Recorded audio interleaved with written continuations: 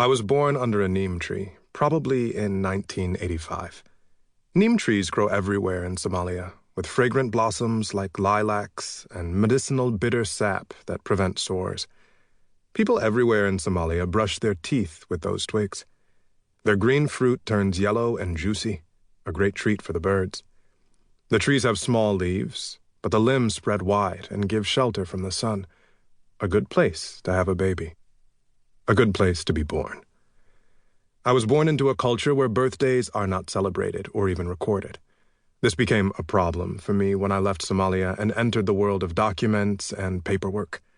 My first birthday record was in Kenya at a refugee registration center. The officers there did not bother to ask me when I was born because they know Somalis have no idea. The flood of Somali refugees coming into Kenya are always surprised by the question. The officers simply wrote down my birthday as January 1st, 1985. To them, every Somali is born on New Year's Day. Arriving in America was different. Here, the officials didn't want to make up January 1st. I had to come up with a birth date and stick with it for the rest of my life.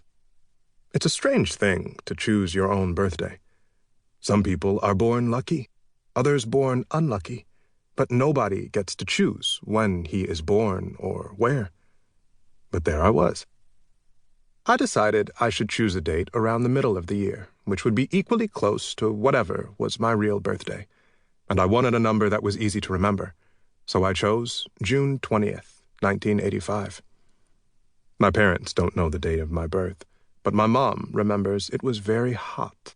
The blazing sun had turned the streets of Mogadishu ash white and the rooms of our small blockhouse into bread ovens.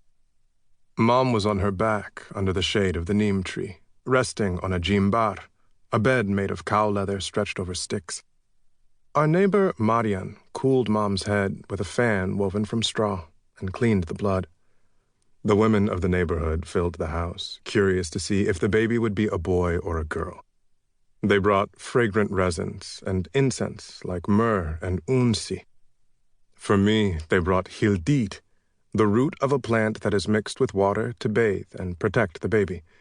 Hildid is one of hundreds of therapeutic plants that grow in Somalia. You can smell the sweet flowers and pungent leaves on the trees and the low bushes that grow everywhere. Somalia was once called the land of the perfumes. Before the wars began, my country exported fragrant and medicinal plants all over the world. My mom remembers somagale, a seasonal plant that sprouts from the ground in the rainy season. She would uproot the plants, crush them, and apply the paste to any bleeding wounds. Al-Rodai was another plant she used to stop bleeding and prevent infections. Mom still believes in those traditional plants that cure everything. She believes knowledge of them has helped her survive anywhere. My mom worried I would not be as strong as her because people in the city don't know much about the plants and how to survive off the land. Today, she asks me on her phone if any of those plants can be found in America. I have not seen them here, but I tell her I have learned other ways to survive. While my mom was giving birth, the neighborhood women sat on the edges of the jimbar, talking and laughing, happy to welcome a new baby. Somali culture dictated that my dad had to stay away from the house. He would stay at his friend Saeed's place for 40 days, the amount of time a woman is supposed to remain chaste after labor. During that time, she is called not by her name, but rather Ummul, which means maternal. The moment I appeared, Marian ran down the street to break the good news to my dad that a boy was born. Boys are much more appreciated than girls in Somalia. As the women who surrounded Mom ululated in joy, other female neighbors joined the party.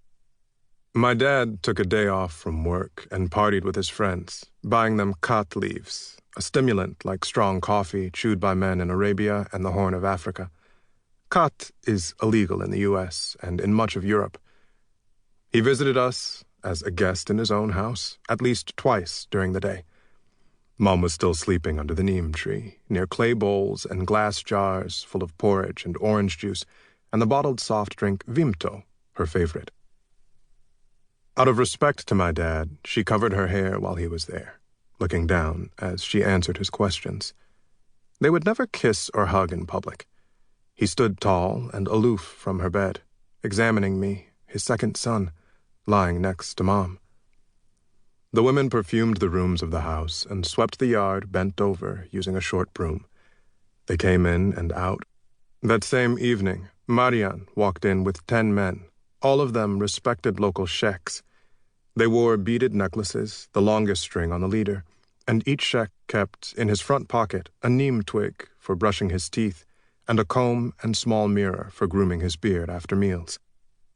They circled the jimbar in the yard where I was lying next to Mom. Some women were cooking a big pot of camel meat.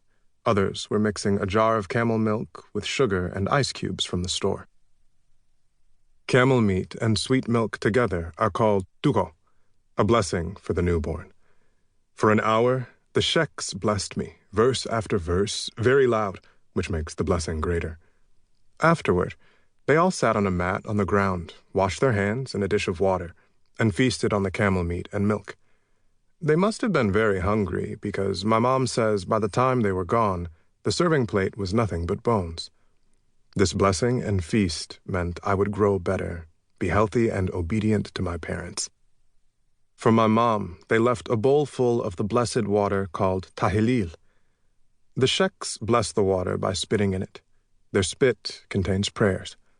Mom splashed the water on her body every day. She also splashed some on all corners of our house and drank some to prevent curses.